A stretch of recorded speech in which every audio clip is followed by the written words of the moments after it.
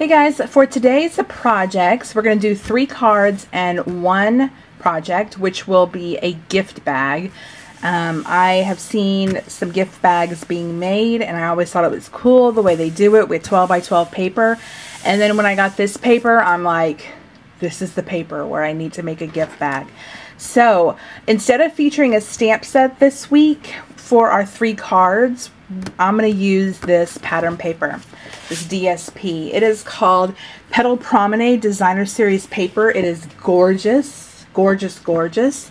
It's, I don't know what they call it, but it's where they take a photograph and then they turn that photograph into paper.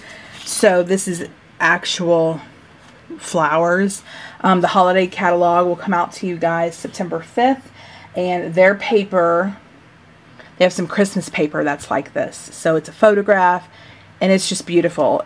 And this is just my favorite paper in the annual catalog. So I did do a haul, I think, a long time ago, a few months ago, whatever. And I showed this paper, but I'm going to show you again just in case you didn't catch that video. You get 12 sheets of paper. They are double-sided and you get 2 of each design. So in essence, you get 12 different designs of single paper, 12 by 12. So this, you get this, and then on the back of this one, you get kind of a bokeh effect. And then you get this one, and on the back, it's kind of like a marble. On the back, you get these. Looks like a bunch of peonies and maybe roses mixed in there, but definitely peonies. Then you get kind of this gold crinkly. And on the back of the gold, you get this one, which is great because you can cut each of these out and use them as your card panel, which we may do today. I'm showing you this, and I'm going to stop the camera and figure out what I'm doing. I have no idea. And again, you get kind of this neutral pattern, gray, and on the back of that, you get this pattern paper again. You can cut these out and use them. Then you get this really cool, it's kind of a peachy pink marble looking pattern paper. And on the back of this, you get this one. Oh, it is so pretty. And then this one's my favorite marbled because it looks, to me it looks the most real. And then on this you get, on the back side you get this paper, which is this beautiful. It's darker in tone than the other ones. So we're going to make 3 cards with the paper. I will be bringing in a stamp set or 2, but that's not going to be the main focus. The main focus is going to be the paper. Now, if you have the annual catalog, and I'll link this paper below, I'll link to the collection or the suite. It has a coordinating, or has a stamp set that would go with the suite. So check that out if you want to. I will link it below. I don't have the stamp set, so I'm going to be pulling in different stamp sets that go with whatever card we're making. And I'm going to go into a voiceover once we get to making our cards. At the end, when we make our gift bag, I will come back live to explain it to you. So if you don't care about the gift bag, that's at the end, and we'll just get into the cards right now. Okay, so here are the panels from that 12 by 12 sheet, and here I am just trimming them off. I'm not going to have you sit through the whole thing, but here they are all trimmed off. Here are the ink pads I'm using: Tranquil Tide, Grapefruit Grove, Fresh Fig, and Sahara Sand.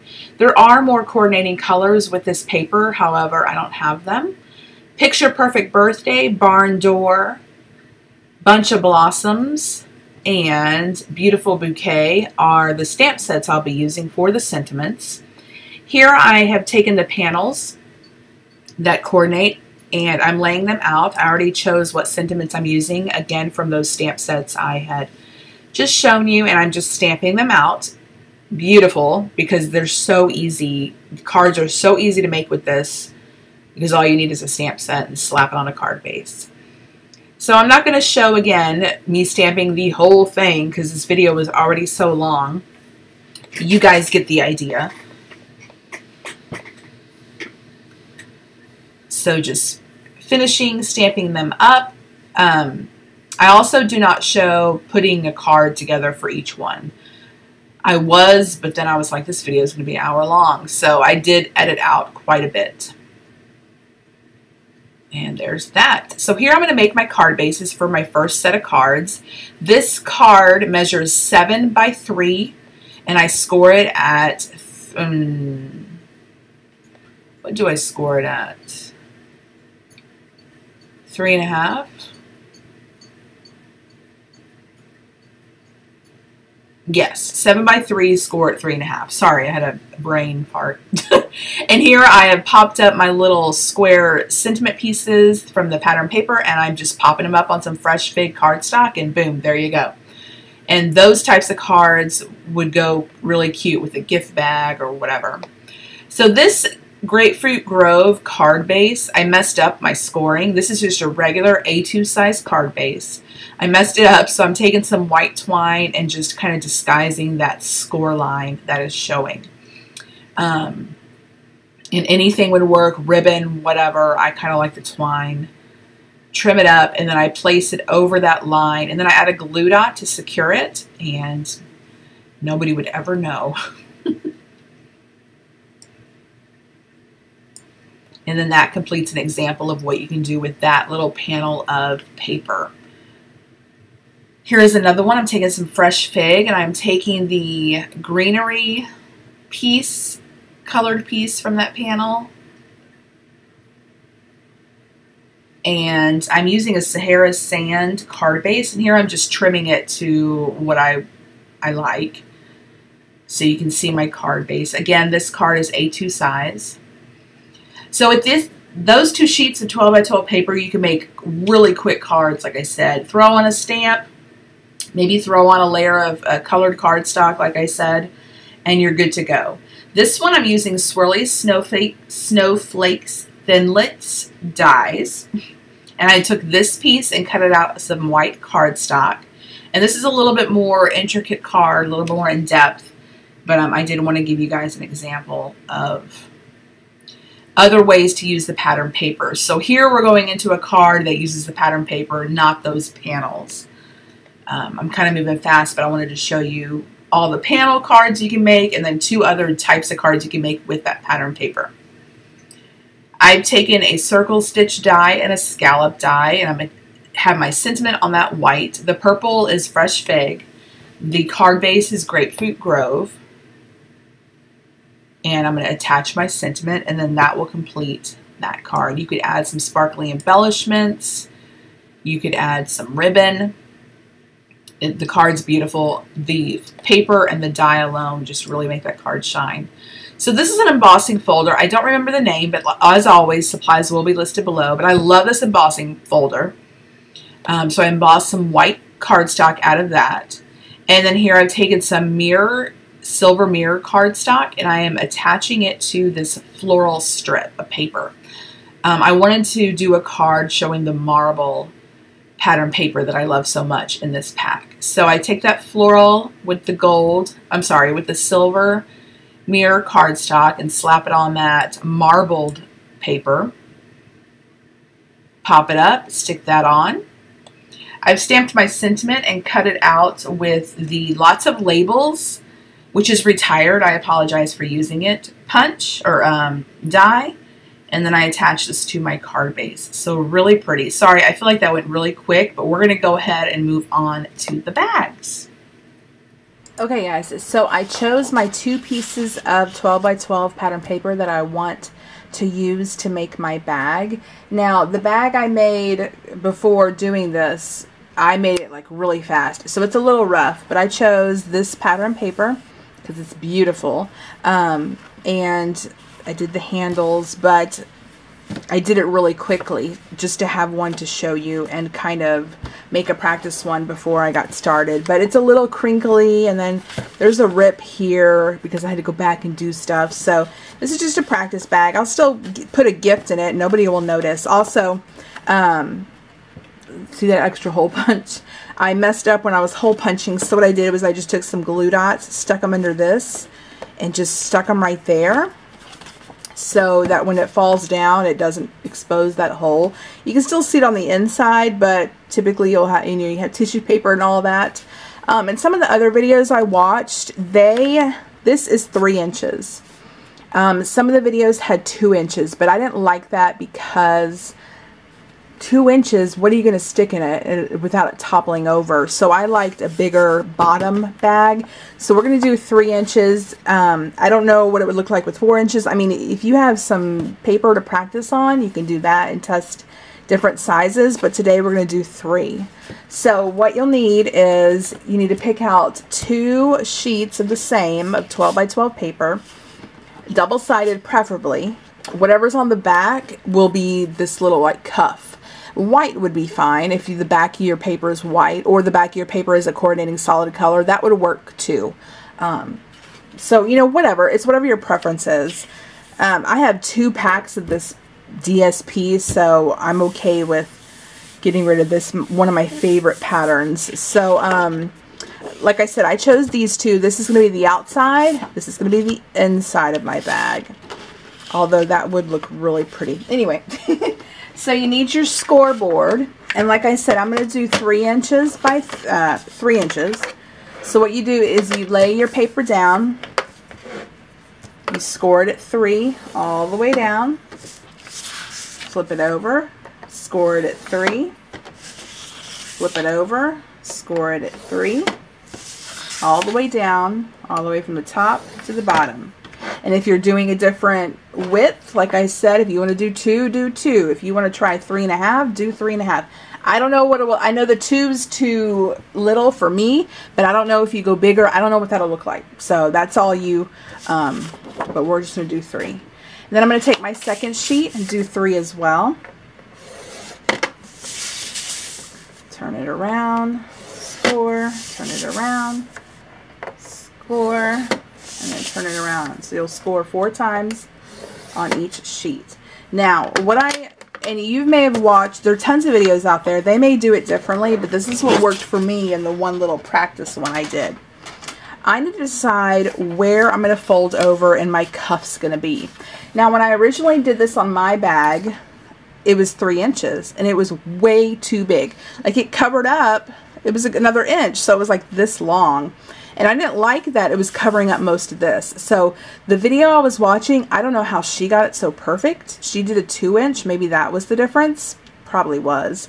But what I'm going to do for the 3 inch bag is I'm going to decide which end is going to be my top. And you typically would fold it over just like this. This is going to be your top. Okay. But before we do that, I'm going to cut an inch off. So this is my top, and I'm just going to cut an inch off. And like I said, there are probably videos out there that they're not doing this, but they get the look that I'm getting, or I want, and I don't know. But this is how I'm going to do it. So we're just going to cut an inch off, and I know that this shorter side will be my top. I don't want it to be anything else. I'm going to take my other piece, and I'm just going to cut an inch off. And again, this will be my top piece. Okay, so get that out of the way. I want to take my bone folder, and this, I'm going to flip this over because this is the front of my bag. This is going to be the top of my bag again. I'm going to fold this, and I just want to gently run my bone folder over like that, just to kind of make the creases a little bit easier to manage. Actually, we'll do it this way. So here's the front of my bag, here's the inside of my bag, and then if I flip this over, there's the outside of my bag. I'm going to go like this. So you can see, here's would be the side of my bag. Here's the little cuff, and here's the outside print. So here's the outside of my bag, and I'm going to fold it in. It really doesn't matter. We're just wanting just to kind of create a more of a crease in our lines. So it'll look like that for now. Put that aside. Now again, I'm going to go, here's the top of my bag, here's the cuff. Okay, front of my bag. I'm going to flip it over. And then again, just press those creases.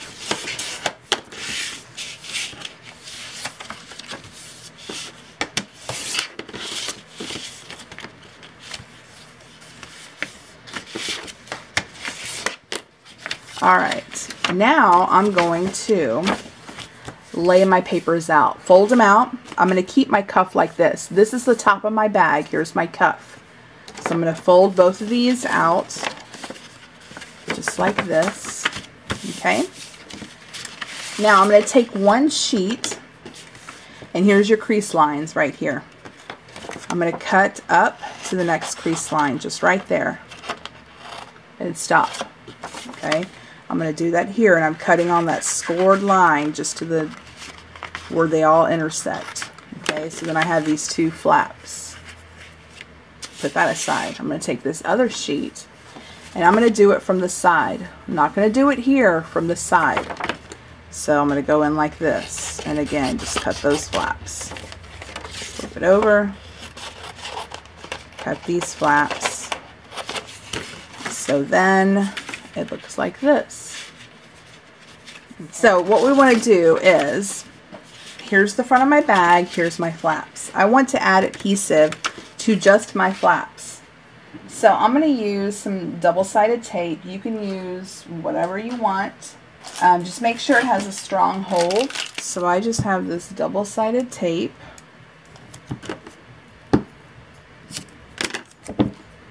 And I'm just going to lay a couple down. You know, depending on what you're going to put the gift in, put in the bag, I mean, you know, will depend. If it's a handkerchief, you know, you don't need anything too strong. But if you want them to reuse it, and, you know, you want to make sure it holds up. This is too pretty of a paper just to have it be destroyed, and it's too expensive. Stuff's not cheap, so, you know, get what you can out of it. So I've taken off the backings to my pieces of paper, or my double-sided tape. I'm going to go in and flip this over, as I lose my other sheet. And we're just going to gently bring it up. Bring these two ends up. And this is very sticky tape. So make sure if you're dealing with really sticky tape, once it sticks, you're good. So I'm bringing this up and bringing my flap over, and then I'm going to do this. I'm going to do the same thing with this side. I'm bringing, here's my tape, bringing it up. I'm going to connect the two, and then again just press that down. So now I have this. This is half my box. Here's the half of the outside, and then here's the other end. Okay, so we'll put that aside. So we're going to do this again. Here's my other sheet. Okay, the top of my bag where the cuff is at the top. Here is the bottom with the flaps. Okay, I'm just going to fold these flaps in like that. This is the inside of my bag. This is the outside of my bag.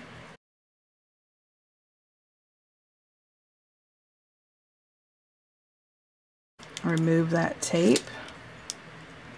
We'll remove it one at a time. So I want to take this, fold it up, and bring it in. Flatten it. Okay. Now we're going to do this side.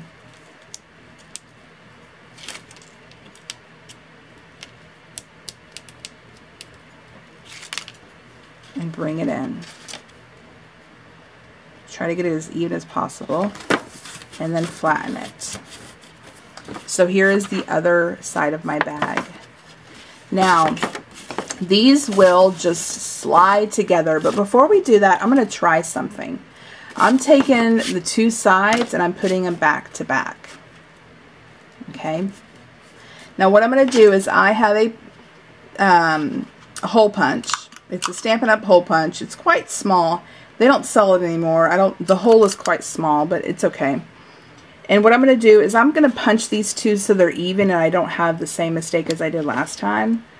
I'm just going to find a random spot to punch. That way they're even.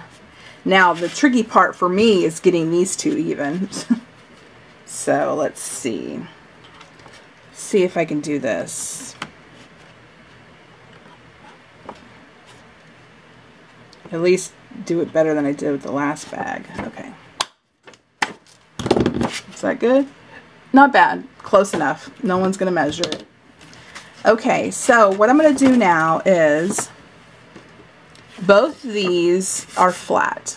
There's no there's none of this where the paper meets, which is a good thing. Okay, so it really doesn't matter how you put your bag together. Now if you look down, you'll see where these two pieces meet, and on this you won't, because remember we cut it on the side. So really I'm okay with this showing the two seams better than this, but like I said, it's your personal preference. So what I'm going to do is I'm going to take the bottom, stick it in here. Okay, now on my flaps I need to take this one and fold it under, and they just slide together.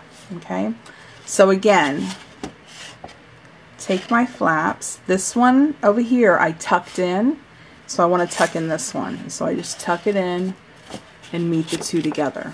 You'll get it once you play with it. Okay, and here is my bag. Now bags typically have a little indentation here, so you can do this, but be careful. Okay, if you're getting really good at bags and stuff, you can actually score this. So this is 3 inches. You scored at 1.5, and then you would have your lines down the center. Okay, but I'm just going to do this. Try to keep my paper, nice and straight, and then just kind of squeeze it a little like that up into the cuff. I'm not going to go all the way down because I'm not too worried about that. Now you can go through here and kind of look at your bag. So I didn't adhere it together. I could pull these two apart. So what I do, just to make things easier on me, is you can take some glue dots, or you can take a piece of double-sided tape and work your way in there with that. It's totally up to you. I'm going to take some thinner double-sided tape and just cut off a strip. And I'm going to put my bag upside down, and we're going to kind of put it in here. Just at the edge. I'm going to take the backing off. And then fold it. I'm holding this up just in case. I don't want it to touch my tape yet. And then once I see where I like it, it's folded in, I flip it over and flatten it from the inside. Okay, so then you have your piece that's not flapping open. Now for little touch-ups, I like to do glue dots. So maybe I don't like that, so throw a glue dot down there and it closes it. Okay. Same thing with the cuff here. I don't like that it is showing or it's popping up like that. So I take a glue dot, press it down, and then just kind of close that off. Okay, so I think that looks pretty good. Now what you want to do is you're going to take some ribbon. I have this ribbon. It is retired, but just choose any coordinating ribbon. This is Stampin' Up! Ribbon, but I think it was ribbon you could earn for free. Anyway, my hole is very small right here, so I kind of have to fold it. Hopefully this will work because this is very pretty ribbon. Yes. So I just take some through. I haven't cut it from the spool yet. And I'm going to go ahead and tie a knot. Very tight. And that's one thing that's good about having a small hole punch, is that your knot's not going to go through. And I'm going to trim it. And then what I'm going to do is kind of judge how tall I want my handle. Now the tricky part is getting both handles even, which surprisingly I did pretty good on my practice bag. So we're going to do the same thing here. And I kind of hold it until it's a little bit shorter than I want. Okay, because when I tie the knot, I'm going to have some give to pull out. So tie the knot really tight and pull the remainder out. And then trim it off. So there's my one handle. Okay, I'm going to go ahead and do the other one. And so now my bag is complete. Look how gorgeous the inside of this bag is. This paper is unbelievable. So beautiful. So I have these 2 bags. So pretty. Okay, so here are the 2 cards, or 2 cards I made, and then the group of cards I made using the panels. And then here are the coordinating gift bags. This would just be beautiful. Oh my gosh, to give a card that coordinates with the gift bag in this paper. So I hope you guys enjoyed this. Let me know if you have any questions about anything. All supplies will be listed below. If you place an order of $50 or more, please use the HOSTESS code. Unless your order is over $150, don't use the HOSTESS code. If you're interested in joining Stampin' Up!, let me know, and I'll be glad to answer any questions you have and have you on my team. Other than that, thanks for watching, and I'll catch you next time. Bye!